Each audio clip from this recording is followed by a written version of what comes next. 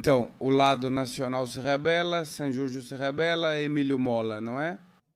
E um monte de generais a mais contra a democracia, como querem nos fazer acreditar. Você já explicou que não. Segunda República? Você poderia me citar isso? É importante dizer uma coisa. Um dos grandes mitos e uma das grandes falácias sobre as quais você me perguntou no começo. Justamente essa interpretação, não apenas abusiva, mas absolutamente falsa, entre democracia e Segunda República. A Segunda República não traz a democracia para a Espanha. O sistema anterior era democrático, exceto durante o período de Primo de Rivera. E desde 1890 na Espanha há uma lei que é introduzida, que é incorporada à Constituição de 1876, que digamos é aprovada. Não lembrava a palavra, perdão. O sufrágio universal, claro, era masculino como em todos os lugares então. Portanto, na Espanha há uma democracia entendida naquele contexto, há uma democracia desde muito tempo antes. Não é a Segunda República que traz a democracia. A democracia, a república, perdão, é, ao contrário, em muitos aspectos, um sistema limitador da democracia.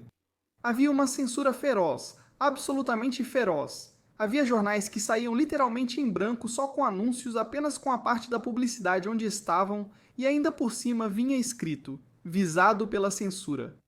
Não era permitido publicar jornais que tivessem opiniões diferentes, amparados na ideia de que não se podia ferir a república. E depois havia uma lei, na verdade duas. Uma lei de defesa da República, e que foi aprovada em 1933. Defesa da. Depois a Lei de Ordem Pública, que é uma lei que permite ao governo agir de forma discricionária à margem dos tribunais. Obrigado, não é propriamente um Estado de direito, à margem dos tribunais. E de fato, na Espanha, durante o período de paz da República, não estou falando da guerra. Não me refiro à guerra. Durante o período de paz. Na Espanha existem 4 campos de concentração, o que é algo muito pouco conhecido. Um campo de concentração em Burgos, outro campo de concentração em Alcalá de Henares, outro em Puerto de Santa Maria e outro na ilha de Annobón. Annobón era uma ilha da Guiné, na zona equatorial africana, sob domínio espanhol. Uma ilha que é muito distante e uma ilha que está largada à própria sorte, como se costuma dizer. Bem, para esses campos de concentração iam pessoas que eram condenadas de forma preventiva, porque aplicavam uma lei que não era do Franco, como muitos dizem. Continuam dizendo que é a lei de 1933 dos vagabundos e malfeitores. Essa lei não é do Franco, essa lei é de Zânia. Bom, de acordo com a lei... Achei que essa lei fosse do Franco. Mais um mito.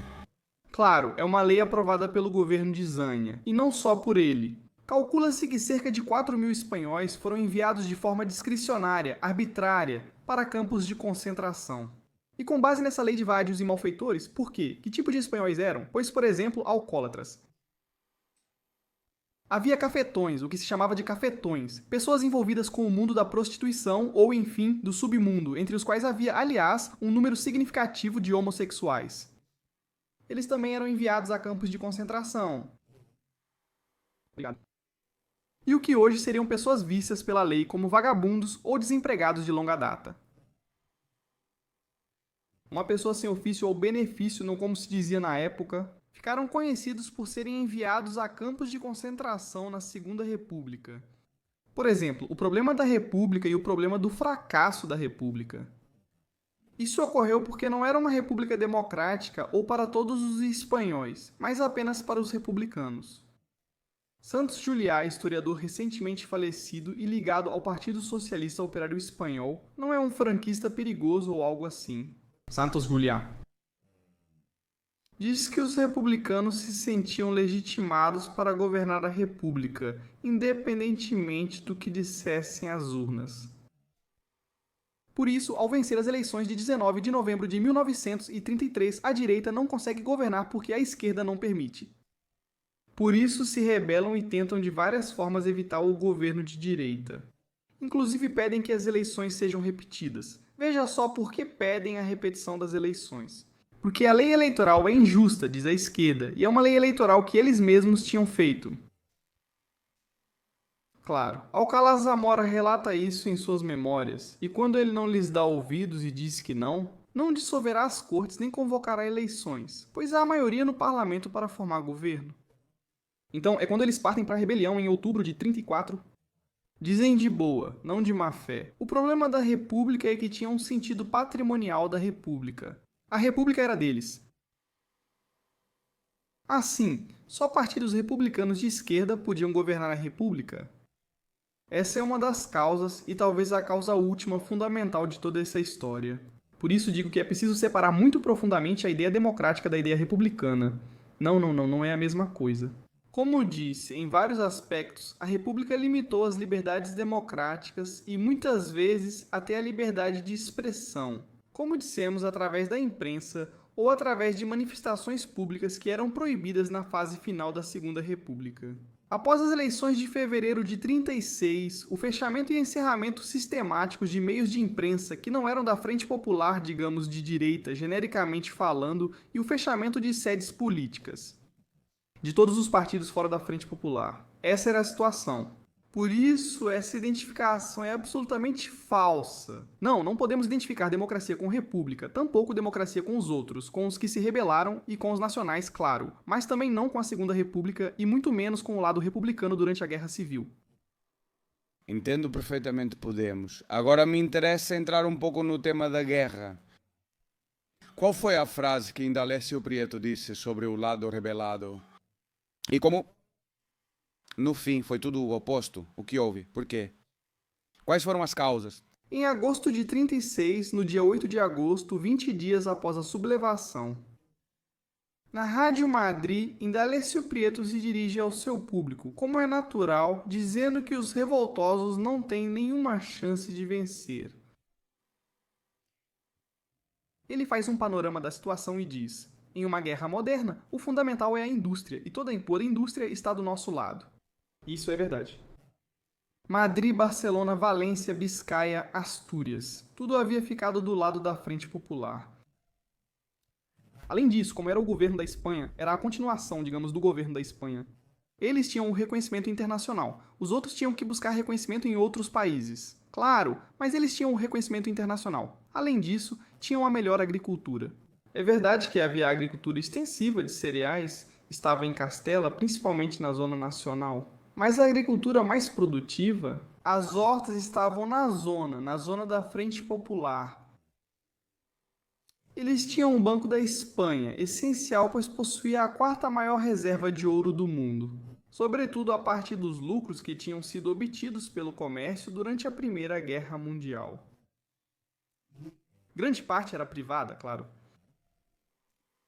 Enfim, ele tinha tudo e ainda controlava a maior parte do exército. Poucos sabem que quase todos os generais apoiaram a República, não os nacionalistas. Os nacionalistas se rebelaram, principalmente oficiais. Quanto mais descemos na hierarquia dos oficiais, mais eles se rebelavam. Começamos por alferes, tenente, capitão, comandante, tenente-coronel e coronel. Havia mais tenentes que capitães, mais capitães que comandantes, mais comandantes que tenentes-coronéis, mais tenentes-coronéis que coronéis e bem mais coronéis que generais. A maior parte dos generais ficou do lado do governo, mas a Guarda Civil também ficou. Calcula-se que em 52% do lado do governo. E a Guarda Civil foi fundamental para o fracasso do golpe, porque o golpe fracassou nos lugares não onde as milícias foram mobilizadas. Que tudo isso é outro dos mitos, mas sim onde a Guarda Civil não se juntou à rebelião. Cidade por cidade.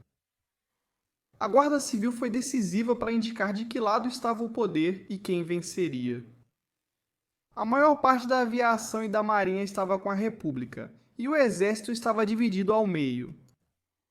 Quanto aos efetivos, eles tinham tudo. Os rebeldes, logo conhecidos como os nacionais, tinham apenas uma carta na manga. E era o exército da África, aproximadamente uns 32 mil homens que eram as melhores unidades do exército espanhol. Claro, sim. Porque eram os que tinham mais experiência, já tinham lutado, ou seja, eram os guerreiros. Os legionários e os regulares. Milan Astray estava com Franco todo esse tempo? Não é. Sim, o que acontece é que Milan Astray naquela época já não era o Milan Astray de décadas atrás. Podemos dizer, não é? Ele estava aposentado. Depois trabalhou em propaganda sem comandar tropas na guerra. Mas sim, de fato, não é? Tem a Legião e os Regulares, as melhores unidades do exército espanhol de longe. Era a única carta real deles. Mas eles estavam no norte da África, E até que ponto isso podia influenciar o desenrolar dos acontecimentos gerais, só se eles desembarcassem na península. Era a única possibilidade. Passar pelo estreito... Como passar pelo estreito quando a maior parte da marinha está nas mãos do governo? Pois foi por meio de uma ponte aérea. E aconteceu. Franco criou a primeira ponte aérea do mundo. Como? O quê? Isso também não é muito comentado? Quer dizer, mas a... Um mito afirma que sem nazistas e fascistas italianos, Franco não teria atravessado, que foram eles que forneceram tudo e que o sucesso da campanha dos rebeldes se deveu à ajuda internacional. Ou seja, foi somente Franco, com seus próprios recursos, que conseguiu atravessar o estreito. As primeiras unidades atravessam sem absolutamente nenhuma ajuda de ninguém, atravessam por seus próprios meios. Posteriormente, juntam-se a ele aviões de transporte alemães e italianos que ajudam. Devemos considerar que a travessia do estreito ocorre entre julho e outubro, com unidades ainda passando em outubro. Mas salvar a situação acontece sem ajuda. Nenhuma ainda. O comboio da Vitória ocorreu em 5 de agosto e foi uma operação audaciosa para transportar muitas tropas. Até então eles estavam passando aos poucos. E são com meios espanhóis. Ou seja, esse é um dos grandes mitos também Dizer que não há... Se declara? Em que dia exato se declara? A guerra? Ela estoura no norte da África em 17 de julho à tarde, em Melilla. Tropas estão se movendo no Saara, rios, Capapé, desde o dia 16, mas são irrelevantes, sem impacto e geralmente ignorados pela história, mas existem e ocorrem até no dia 16. O dia 17 marca o início e a expansão da sublevação no norte da África. Por isso, o dia 18 de julho é considerado o início da guerra. E há uma declaração de guerra? Não há uma declaração, porque é uma sublevação. Sim, o que acontece é que, na verdade, a maior parte das guarnições da Espanha se pronunciam os militares, de um jeito ou de outro. Muitos ficam em dúvida, o que também contribuirá para o fracasso do golpe em vários lugares. E há outros que se lançam resolutamente à rebelião. Alguns já estavam na conspiração e outros se juntarão no final, ou que são notificados até mesmo quando a sublevação já aconteceu.